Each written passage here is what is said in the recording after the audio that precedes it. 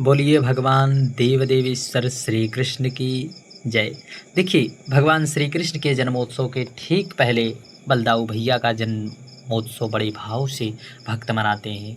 बलराम जयंती के रूप में, हलछठ के रूप में और ललही छठ के रूप में भक्त बड़े भाव से भगवान बलराम जी का प्रागट्य उत्सव महोत्सव मनाते हैं। तो आइए जानते हैं कब है ललही छठ, बलराम जयंती।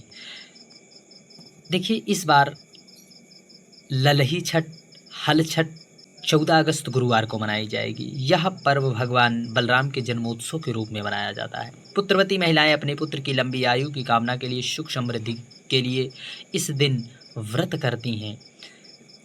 ललही छठ का विशेष महत्व, इसे भगवान श्री कृष्ण के बड़े भाई बलराम जयंती के रूप में मनाया जाता है। कई राज्यों में इसे ललही छठ के नाम से जाना जाता है। इसे 14 अगस्त को बड़े भाव से मनाया जाएगा।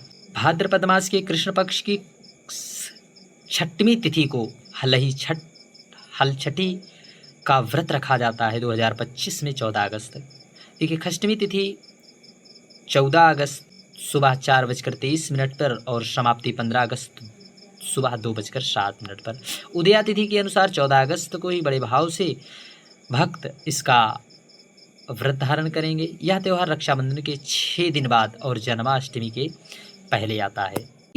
हलछठी को बलराम जयंती भी कहते हैं, क्योंकि इस दिन भगवान श्री कृष्ण के बड़े भाई बलराम का जन्मोत्सव हुआ था। उनका शस्त्र हल है और मूसल है, इसी वजह से इन्हें हलधर भी कहा जाता है। बलराम जी कृषि शक्ति और धर्म के प्रतीक हैं। इस दिन इनकी पूजा करने से परिवार में सुख समृद्धि, यश वैभव की प्राप्ति होती है। और ललही छठ व्रत रखने वाली महिलाएं स्नान करके व्रत का संकल्प लेती हैं। इसके बाद पवित्र स्थान पर गोबर से पुताई कर एक छोटा सा तालाब बनाती हैं, जिसमें झरबेरी, ताश और पलास की टहनियाँ गाड़कर हलछठ स्थापित करती हैं। इस दौरान बलराम जी की कथा सुनाई जाती है, सुनी जाती है और व्रती महिलाएं पारंपरिक गीत गाती हैं। देखिए, व्रत के नियम है, हल से जोते हुए खेत का अन्न नहीं खाया जाता। पसही के चावल, भैंस का दूध, महुआ आदि का सेवन किया जाता है। गाय का दूध, उससे बनी वस्तुएं वर्जित हैं, आप इस बात का ध्यान करें।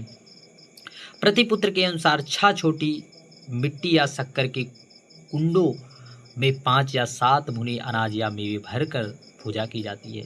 ग्रामीण क्षेत्रों में हलछठी सिर्फ धार्मिक ही नहीं, सामाजिक एकता का प्रतीक है।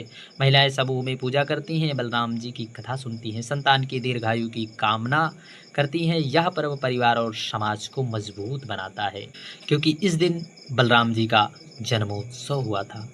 बोलिए देव देवेश्वर भगवान श्री कृष्ण की जय। बोलिए बलराम जी महाराज की जय। बोलिए बलदाऊ भैया की जय।